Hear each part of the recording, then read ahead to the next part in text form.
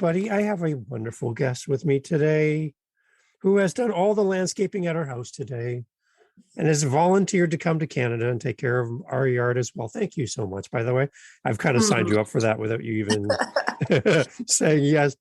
Nancy is here today. Nancy is an author, and she is on a mission to help people, specifically women, with her most recent book has come out, but to help women in the second chapter of life.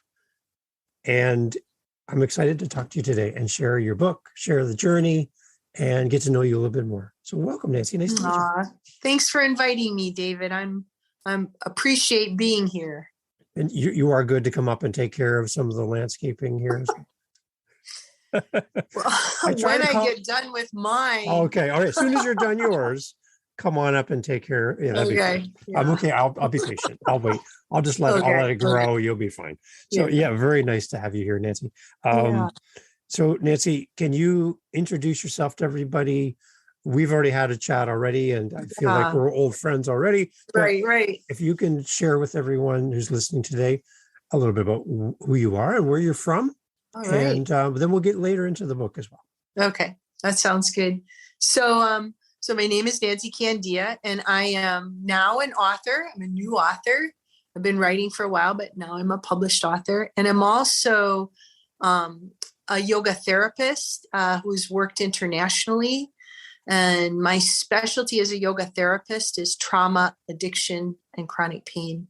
And so when you think of like, well, what's the difference between a yoga teacher and a yoga therapist? As a yoga therapist, instead of just working mostly with exercise, possibly meditation, possibly breath work, I do those, but how I can help people incorporate those into their lifestyle and also make other lifestyle changes. So I've worked with a lot of people. I'm actually a retired dancer too. So the reason I wrote a book for women is because I've worked mostly with women, not only with women, just mostly with women my whole life. So I feel like I know the demographic. Yeah. Excellent. And how long have you been doing this? As a yoga therapist, I've been working since, I'd say like 2000. Okay. Oh, wow. Yeah. Excellent. So tell me a little bit about the people who come to you for help and assistance and coaching. Mm-hmm. Where are they at in life, and like why are they seeking you out at this point in their life? Thanks. I'm really up for that question. So I feel like as I've gotten older, my demographic, the people I work with are in my age group, but I'm also starting to see younger women who are going through in midlife, going through their perimenopause change and are feeling afraid. They're afraid of getting older. I just got an email from someone that just was bringing up all that fear, the fear of getting older, especially for women. And, in the beauty industry, it's a way to sell products. And the medical community, it's like, we don't really, we just like manage a person's health rather than, and to just say things like, oh, well, you're having this problem because you're getting older. This is just normal getting older. When a lot of the things are not just normal, they're actually things that can be helped and healed possibly. And so that's why I've focused over the years, just started focusing on women's in the second half of life, on their issues, because I see such a need for that. Mm-hmm. And I think for me, I moved to New Jersey right before I turned 50, and I've been helping my husband build an earth roof stone home. And that's why I said, I'm already like trying to keep 2+ acres landscaped that I like live in like the a rainforest here in New Jersey. And I was like, oh, David, I don't know.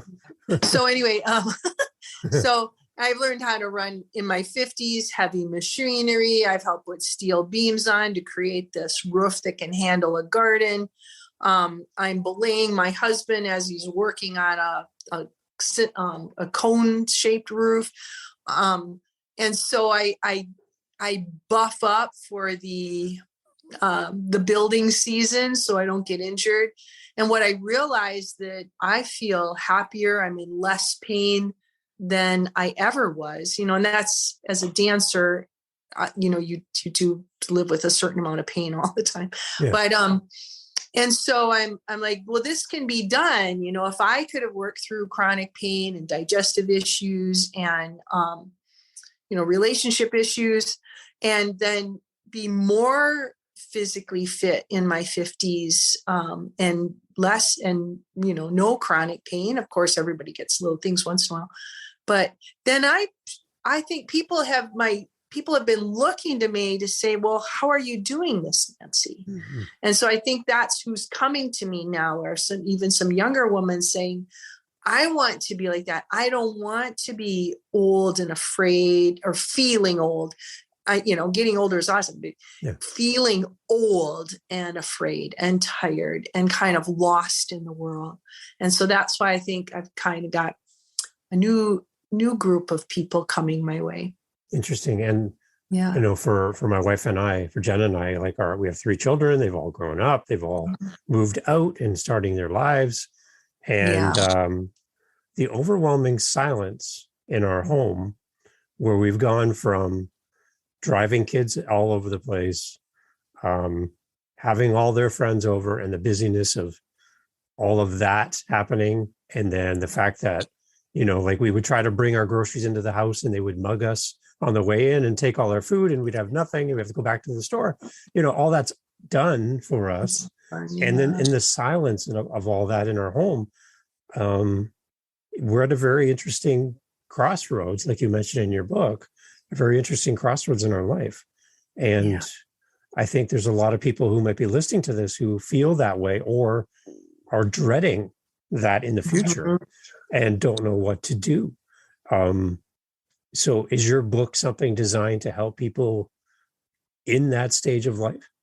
Absolutely. Okay. That is, I think, for people that had children, a tough transition. For women sometimes who chose not to have children, but when your body changes and you can't anymore, that's also a time of it's a challenging time. And I think the way I went through it, because my children are in their 30s now, but it took a while, I think, one left and the other, and maybe because I was a single mom, I was a little burned out, but it was when the family dog died. And that's when it hit me so hard, and I missed them all. And especially as my kids got into their later 20s, and then they didn't need me for money anymore. And so that was a whole nother level of, of them not needing me. And I just actually wrote an article about this, that, we as parents, we need to be loving them and be there for them when they need us, and be detached enough to not be needy of them. Interesting. And because they can feel that neediness. And I think that they push away even more. And I think for me, and really, I just feel like I recently went through this new level of detachment. And sometimes it had to do with our kids being kind of hard on this. I have one daughter who's getting her master's in psychology. So she's been real clear with me, all the mistakes I made that ruined her life in my face. That was her first year, her second year, and her third year, we've been able to talk a little more. And that's been something to face too. And because I can see I can see them having to struggle with my insecurities and the mistakes I made. Now they need to work through them, and they need to be more independent.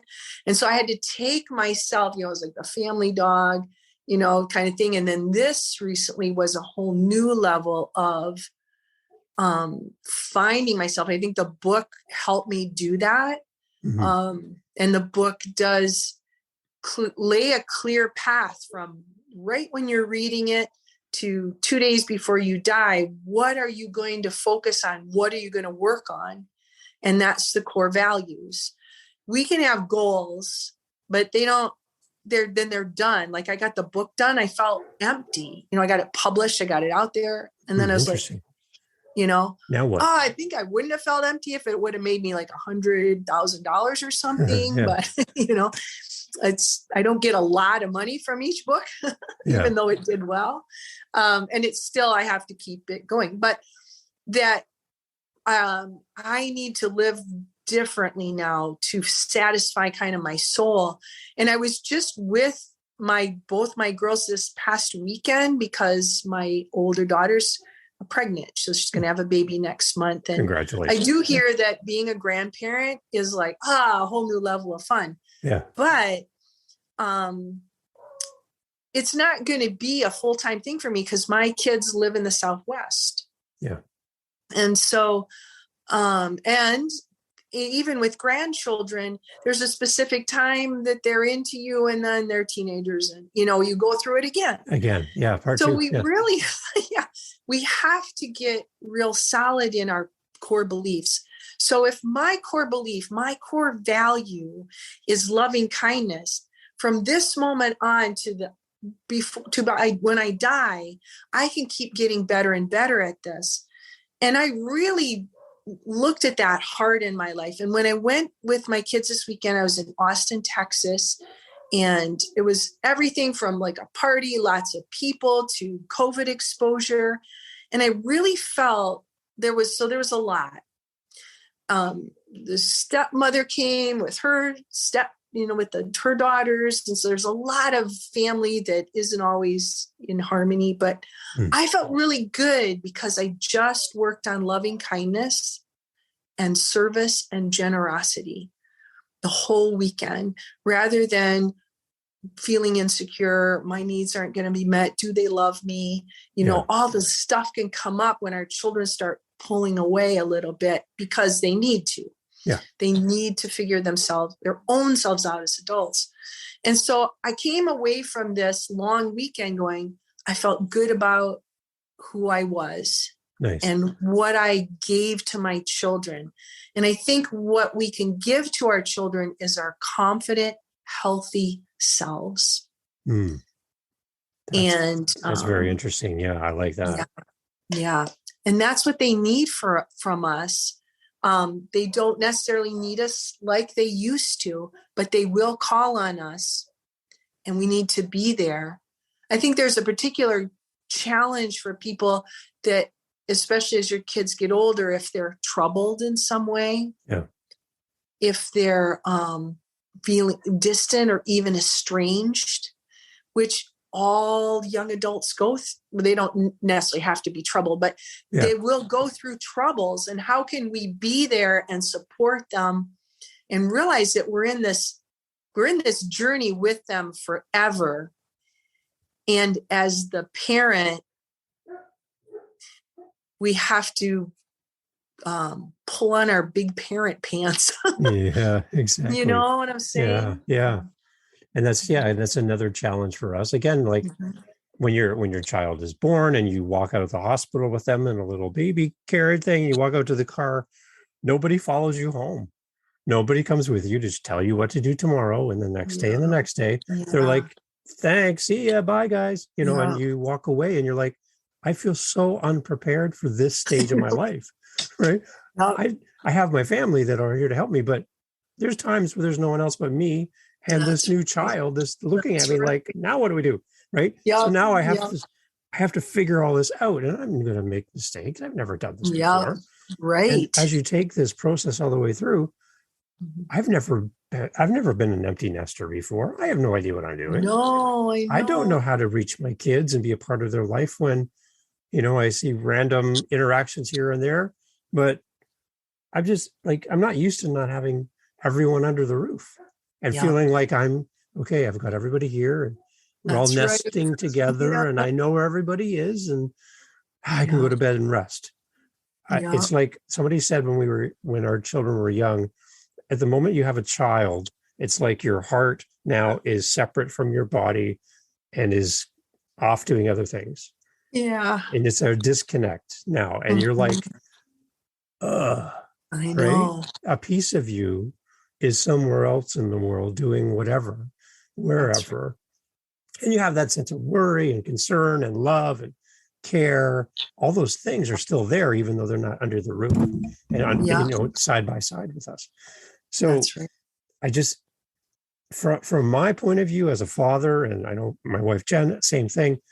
We've just had many conversations about, like, what do we do now, and how do we do better? So I love the fact that you're saying that we need to have a good solid base as a parent, and that we can provide some stability, because Mhm. I know my kids, life isn't easy. They're going to have a lot of lessons to learn, just like Right. we had to learn. So by us as parents and adults in their life being stable and solid and healthy, Yeah. that will give them some security in all the great things they have to live through, right? And That's right. experience. So Yeah. it's great. So your book is helping people as well. So what's the name of your book? It's called Present, The Art of Living Boldly in the Second Half of Life. So is boldly a key word in that?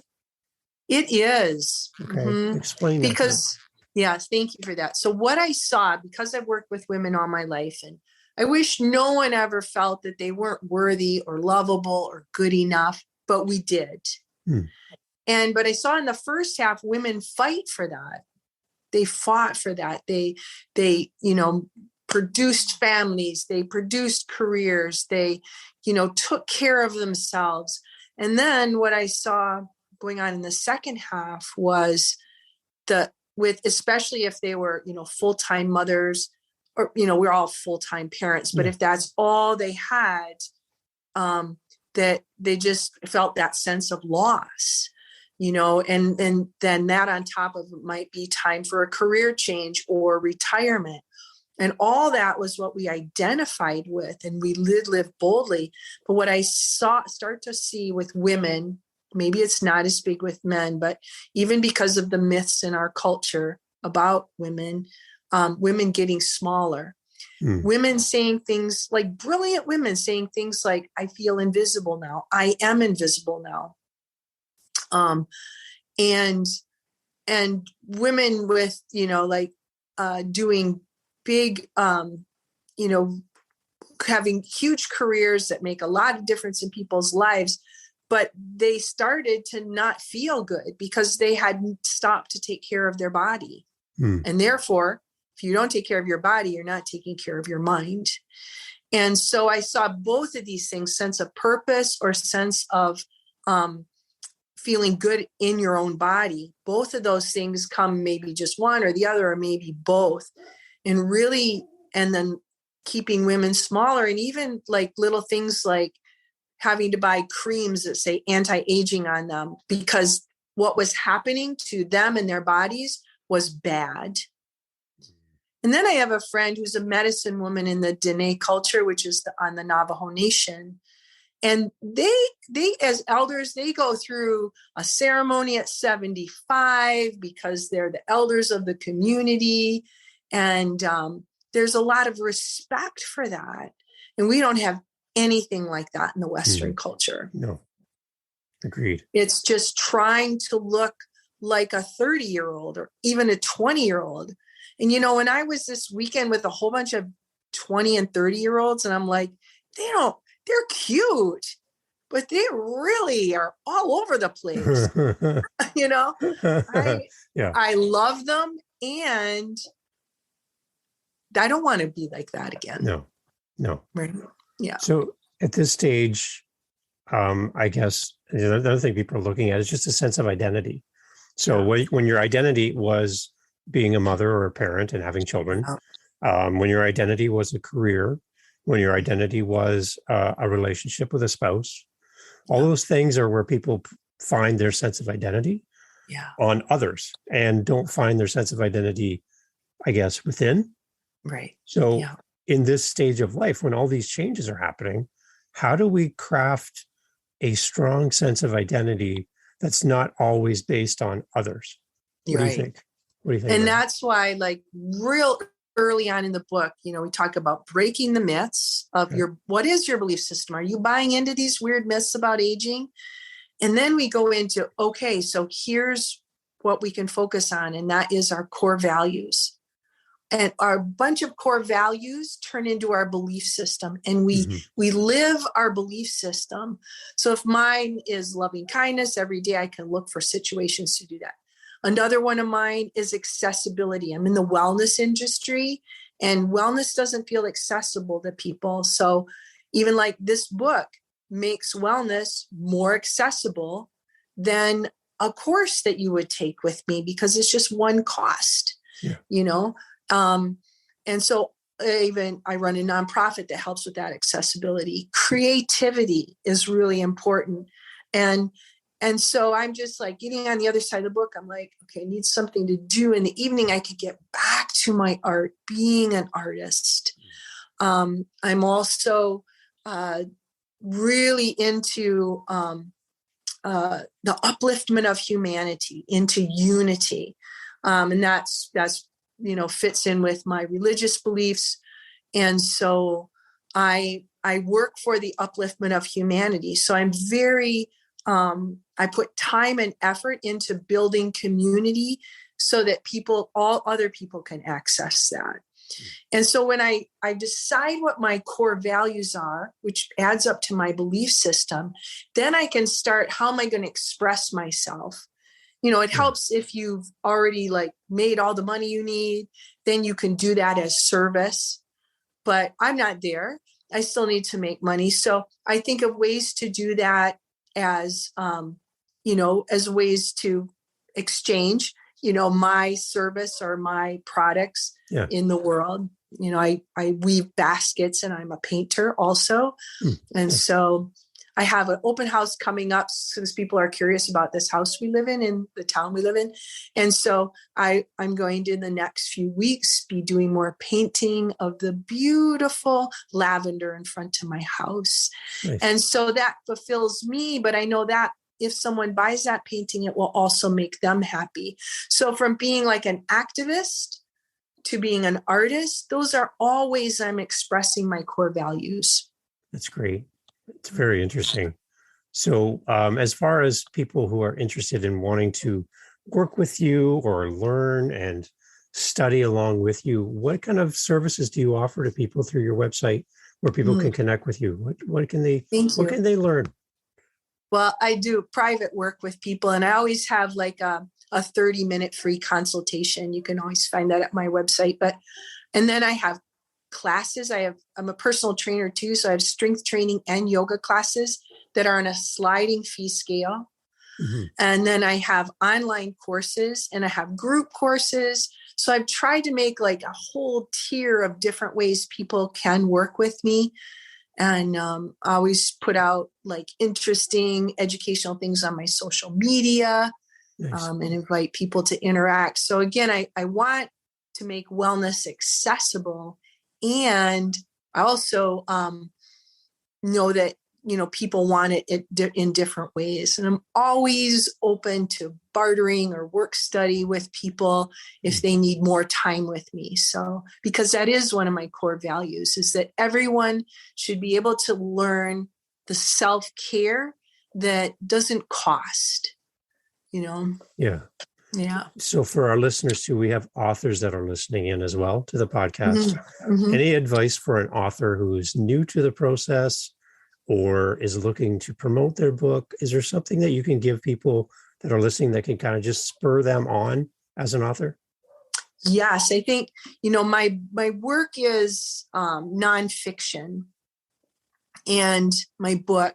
And so what I did was I actually had a group of people that each chapter was like a session in a 15-week course. I have 15 chapters. And so I workshopped my book as I was writing it. So each week I had to get at least part of a chapter done so that I could teach it. And then I would get feedback and that would help me finish writing it. So it put me on a really strict schedule to get the book done. Yeah. And then I taught it again with the same material, but adding more. And I felt really solid. I felt like I had a really solid offering for people. And I think that really helped me. So I would suggest, if you are writing a self-help book, to workshop it like I did, because that was really good.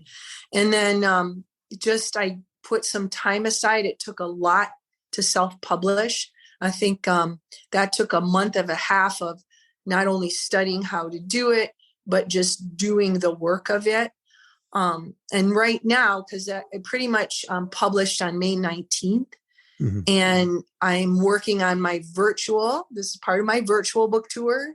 And then hoping, getting people to invite me. I have my first in-person book signing, Nice. People to invite me to their favorite bookstores. That's great. But to always see it, and I think even if it was a novel, because it's a piece of art, it helps people sometimes understand themselves better. To read your book as an art, it's a service, and just to believe in it 100%, that it is going to make a difference in people's lives. What you have to say is important. Everyone has a story, and their story should be shared. Yep. Exactly. Well, Nancy, it's really, really good to meet you and to have some time with you. I know you are, the whole time we're talking, you can't wait to go back out and do more lawn care. I know. So thank you for taking time out of your wonderful lawn care duties to be with us. Super excited to be a part of your world, and to shine the light on your book and your website, all the great things you're up to. Continue doing this. I love talking to creative people, and you seem like you have your hands in so many different things, and it seems to fill your cup. And I just applaud that. Don't stop. Just keep going. It's great. Thank you, David. Then thank you for this opportunity. Thank you. Yeah, it's so nice to have you on today. Thank you. Everybody, this is Nancy. Go check out NancyCandea.com. Yes. And get the book as well. Thank you so much, Nancy. Thank you.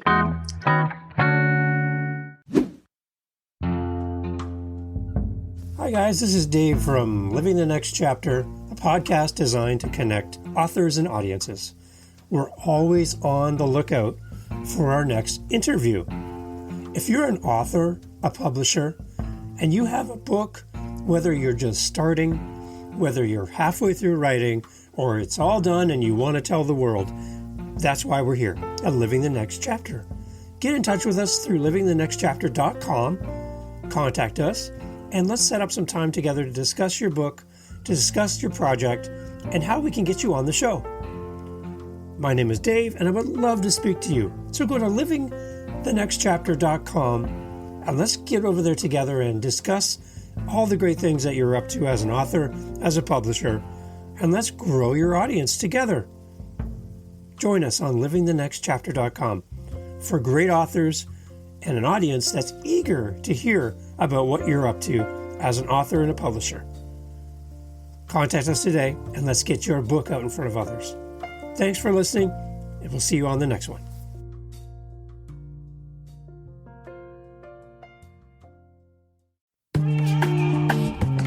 Mindshift Power Podcast, the podcast for teenagers and those who work with them. There's a huge problem in America today. There's a very large disconnect between teenagers and the adults who work with them. I'm looking to bridge that gap with real, raw, honest conversation, not held back by the chains of political correctness. You cannot solve a problem you do not understand. Want to understand teenagers today?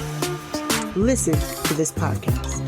This podcast is for teens in the U.S. and Canada. To learn more, go to fatimabay.com/podcast or just look for Mindshift Power Podcast on any listening platform. I look forward to you being a faithful listener.